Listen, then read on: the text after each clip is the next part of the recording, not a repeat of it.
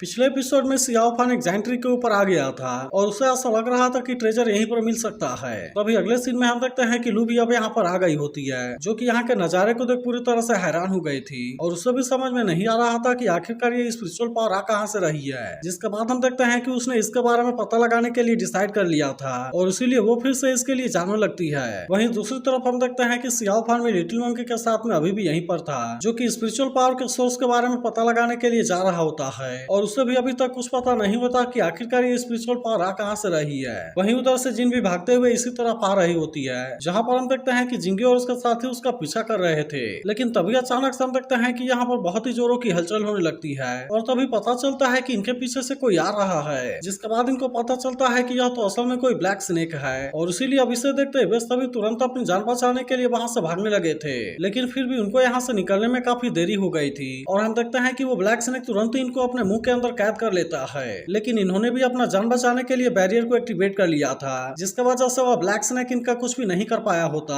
और उस तरह से वे अपने पावर का यूज करके ब्लैक स्नेक से खुद को बचा रहे होते हैं। फिर हम देखते हैं कि वे किसी तरह से अपने पावर का यूज करके उसके मुंह के अंदर से बाहर आ गए थे और वे फिर से अपनी जान बचाने के लिए वहां से भागने लगते हैं। लेकिन तभी हम देखते हैं कि जिन ने अपने पावर का यूज करके इनके ऊपर अटैक कर दिया था और इसीलिए जब लीज के अटैक से बचने की कोशिश करता है तो वो ब्लैक स्नेक से इंजर्ड हो जाता है। जिसके बाद हम देखते हैं कि जिन और बाकी बचे हुए लोगों ने खुद को किसी तरह से संभाल लिया था और वे फिर से अपनी जान बचाकर वहां से भागने लगते हैं। वहीं दूसरी तरफ हम देखते हैं कि सियाओ फान आगे बढ़ते हुए एक जगह पर आ गया था, लेकिन तभी इसी वक्त यहाँ पर उसे अपने सामने लू नजर आती है और इसीलिए उसे देखते ही वो तुरंत वहाँ पर रुक गया था। इसके बाद हम देखते हैं कि लू ने तुरंत ही अपना स्वॉर्ड को रेडी कर लिया था, क्योंकि उसे ऐसा लग रहा था कि सियाओ फान इसके ऊपर अटैक करेगा। लेकिन सियाओ फान अभी यहाँ पर ऐसा कुछ भी नहीं करता और वो कहता है ऐसा लगता है कि वह ट्रेजर इसी के अंदर है और फिर इसीलिए वो इसे लेने के लिए जाने लगता है। लेकिन तभी हम देखते हैं कि लू उसे आगे जाने से रोक देती है और कहती है कि मैं उस ट्रेजर को डीमन सेक्टर के हाथों में नहीं आने दे सकती, क्योंकि मैं अब और ज्यादा निर्दोष लोगों को मरते हुए नहीं देख सकती।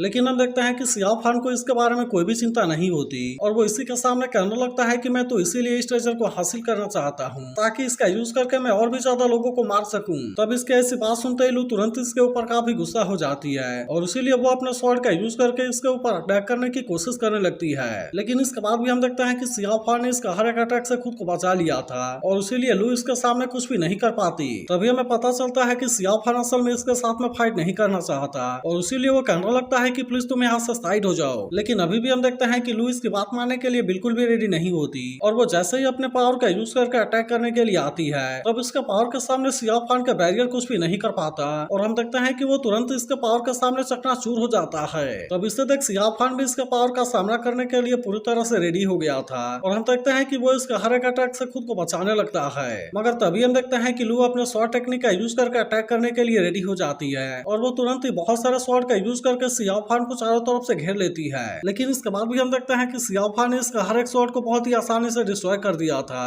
और इसीलिए लू इस बार भी सियाओ फान का कुछ नहीं कर पाती। लेकिन अभी भी हम देखते हैं कि लू इतने आसानी से सियाओ फान के सामने हार मानने के लिए रेडी नहीं होती और वो फिर से अपने पावर का यूज करके इसके साथ में फाइट करने लगती है और अब इस तरह से इन दोनों के बीच में बहुत ही शानदार टक्कर होने लगती है। तभी अचानक से हम देखते हैं कि लू अपने बहुत सारे स्लैश का यूज करके सियाओ फान के ऊपर अटैक करने लगती है। लेकिन इससे देख सियाओ फान भी इसका सामना करने के लिए पूरी तरह से रेडी हो गया था और इसी वजह से लू इस बार भी सियाओ फान का कुछ नहीं कर पाती। मगर अभी भी हम देखते हैं कि इनमें से कोई भी किसी के सामने हार मानने के लिए रेडी नहीं होता और वे अभी भी लगातार एक दूसरे के साथ में फाइट कर रहे होते हैं। तभी अचानक से हम देखते हैं कि लू अपने लाइटनिंग पावर का यूज करके सियाओ फान के ऊपर अटैक करने लगती है। तब इसे देख सियाओ फान भी इसे टक्कर देने के लिए रेडी हो जाता है और वह भी तुरंत अपने लाइटनिंग पावर का यूज करके बहुत ही खतरनाक तरीके से लू के ऊपर अटैक कर देता है। तब इसे देख लू कहने लगती है कि अब तो तुम डीमन बन गए हो, लेकिन इसके बाद भी तुम चिंगुन सेक्टर के कुंफू का यूज क्यों कर रहे हो। तब इस पर सियाओ फान कहने लगता है कि यह तो असल में डिमोनिक मैजिक है जिसका यूज करके मैं और भी ज्यादा लोगों को मारूंगा और फिर वो सब पूछता है कि तुम्हें इस बात से क्या मतलब। तब इसकी ऐसी बात सुनकर लू कहने लगती है कि मैं आज से 10 साल पहले फेल हो गई थी, इसीलिए चलो आज मैं तुमसे बुद्धिज्म, ताओइज्म और डीमंस के ट्रू मेथड के बारे में पूछती हूँ। लेकिन अभी भी हम देखते हैं कि सियाओ फान को इसके बारे में कोई भी चिंता नहीं होती और वो फिर से इसका सामना करने के लिए पूरी तरह से रेडी हो गया था। लेकिन तभी हम देखते हैं कि लू लियांगी मेटामॉर्फोसिस का यूज करके अटैक करने के लिए रेडी हो जाती है और फिर वो तुरंत इसके पावर का यूज करके सियाओ फान के ऊपर अटैक करने लगती है, जिससे देख सियाओ फान भी इसके अटैक से बचने के लिए अपने पावर का यूज करने लगा था। लेकिन अभी भी हम देखते हैं कि लू इतने आसानी से सियाओ फान के सामने हार मानने के लिए रेडी नहीं होती और वो फिर से अपने कई सारे पावर का यूज करके इसके ऊपर अटैक करने की कोशिश करने लगती है। लेकिन इसके बाद भी हम देखते हैं कि सियाओ फान ने इसके अटैक को बहुत ही आसानी से रोक दिया था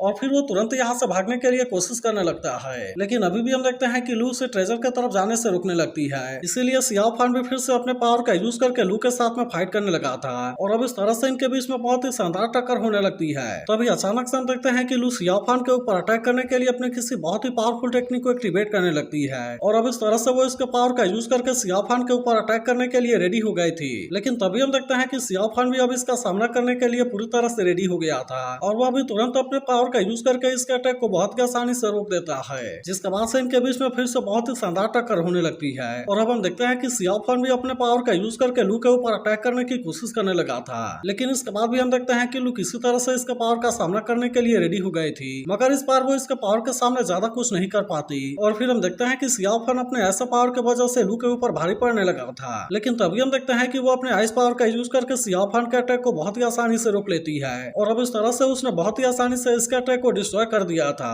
इसके बाद हम देखते हैं कि सियाओ फान लू से बात करने लगता है और कहने लगता है कि पिछले 10 सालों में तुमने तो बहुत ही शानदार तरीके से प्रैक्टिस किया है और अब तो तुम असल में सुप्रीम प्योरिटी के रील में ब्रेक थ्रू कर गई हो। तब लू सोचने लगती है कि सियाओ फान के चिंगुन कुंफू में अभी भी बुद्धिज्म की ट्रू पावर है और इसीलिए कहीं उसने ऐसे रास्ते को तो नहीं अपना लिया जिस रास्ते को अभी तक किसी ने भी नहीं अपनाया था। वहीं उधर सियाओ फान भी लगातार लू के तरफ ही देख रहा होता है, लेकिन तभी हम देखते हैं कि जिंगी और बाकी लोग भी यहाँ पर आ गए थे, जिसे देखते ही जिन सोचने लगती है कि ट्रूथ सेक्टर के लोग नंबर्स में ज्यादा पावरफुल हैं, इसीलिए उसे लगता है कि अगर सियाओ फान यहाँ किसी परेशानी में आ गया तब इसका वजह से वो भी यहाँ पर किसी परेशानी में आ जाएगी। लेकिन तभी हम देखते हैं कि सियाओ फान को देख जिंगू थोड़ा सा इमोशनल हो गया था और फिर वो सियाओ फान से पूछता है कि क्या तुम ठीक हो। लेकिन तभी हम देखते हैं कि जिन सियाओ फान की तरफ आने लगती है और वो कहने लगती है कि मैंने तो उम्मीद नहीं किया था कि तुम यहाँ पर इतनी जल्दी आ जाओगे। तब इसे देख लू और उसके साथ इस बात से काफी परेशान होने लगते हैं, लेकिन वहीं हम देखते हैं कि सियाओ फान को जिन से कोई ज्यादा मतलब नहीं होता और फिर वो जिन से कहने लगता है कि हेवन सेक्टर में तो बहुत सारे मास्टर हैं, लेकिन इसके बाद भी तुम अकेले यहाँ पर क्यों आई हो। तब इस पर जिन कहने लगती है कि अगर मैं अपने साथ में और ज्यादा लोगों को लेकर आई होती तब तो वे जी के आदमी बहुत ही मिस्टीरियस तरीके से मारे गए होते। तब इस पर सियाओ फान कहने लगता है कि हमने तो एक दूसरे के लिए देखा,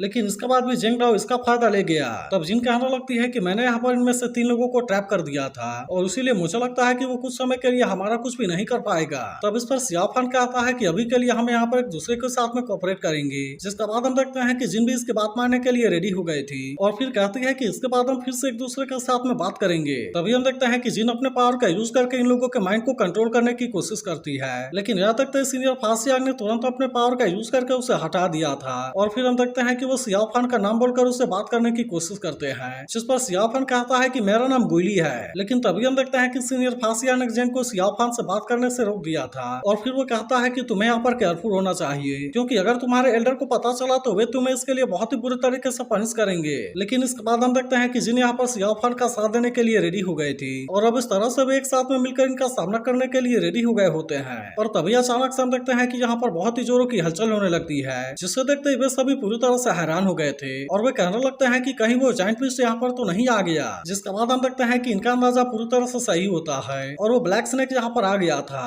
लेकिन हम देखते हैं कि लू को इसके बारे में ज्यादा कुछ पता नहीं होता और इसीलिए वो पूछने लगती है कि क्या हुआ। जिसके बाद हम देखते हैं कि जिंग लू को इसके बारे में सब कुछ बता देता है कि किस तरह से नीचे इस ब्लैक स्नेक से इनका सामना हुआ था और फिर वे किसी तरह से अपनी जान बचाकर यहाँ तक आने में कामयाब हो पाए। फिर वो कहने लगता है कि मैंने ऐसा उम्मीद नहीं किया था कि वो यहाँ पर भी आ जाएगा, लेकिन यह तो असल में यहाँ पर भी आ गया। तभी अचानक से हम देखते हैं कि यहाँ के बादल अपने आप ही हटने लगते हैं और फिर इसकी वजह से इसकी लाइट फैलते हुए गेट के पास में जाने लगती है। लेकिन तभी हम देखते हैं कि वो ब्लैक स्नेक भी बहुत ही अग्रेसिव होने लगा था, जिससे देखते हैं जिन कहने लगती है कि यह तो बिल्कुल भी सही नहीं है और ऐसा लगता है कि वह भी ट्रेजर के लिए यहाँ पर आया है। वहीं अब उधर सीनियर फासियांग को भी इसके बारे में बहुत ही ज्यादा चिंता होने लगती है और वो कहने लगता है कि ये ब्लैक वाटर स्नेक तो एंशिएंट मॉन्स्टर है, इसीलिए वो समझ आता है कि वे इसका सामना करने के लिए ज्यादा कुछ नहीं कर पाएंगे और इसीलिए इनको जो भी करना है जल्दी से करना होगा। जिसके बाद हम देखते हैं कि वे सभी इसके स्मोक से डर कर वहाँ से भाग गए थे, लेकिन वही सियाओ फान अभी भी इनके साथ में यहाँ पर नहीं आया होता और हम देखते हैं कि वो अभी भी वहाँ पर गेट के सामने खड़ा होता है। तभी इसी भी सब देखते हैं कि वह गेट अपने आप ही ओपन होने लगती है, इसीलिए इसे देख सियाओ फान काफी खुश हो जाता है और फिर हम देखते हैं कि वो इसके अंदर जाने के लिए भी रेडी हो गया था।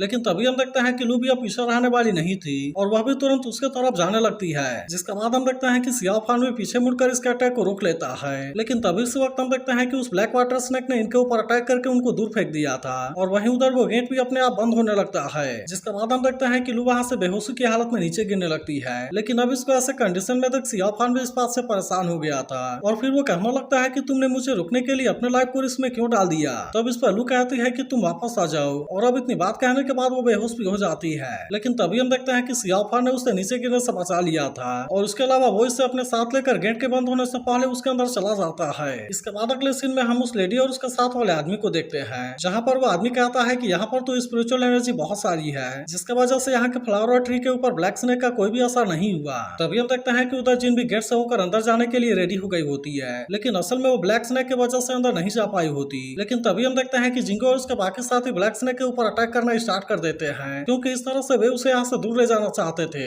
लेकिन इसके बाद भी हम देखते हैं कि इसका सामना कर पाना उनके लिए इतना भी आसान नहीं होता। तभी हम देखते हैं कि जिन भी उस आदमी और उस लेडी को यहाँ पर देख लेती है और इसीलिए वो तुरंत भी यहाँ से चली गई थी। जिसके बाद हम देखते हैं कि वो आदमी और लेडी मिलकर यहाँ पर किसी फॉर्मेशन को सेटअप कर देते हैं और फिर वो आदमी कहता है कि हमें सेक्ट मास्टर के जरूरी मैटर को भी मिस नहीं करना है। तो अगर एक्सप्लेनेशन अच्छी लगी हो तो इस वीडियो को लाइक और इस पर एक प्यारा सा कमेंट जरूर कर देना, और अगर आप इसके अगले एपिसोड के लिए एक्साइटेड हो तो इसके बारे में भी कमेंट करके जरूर बताना।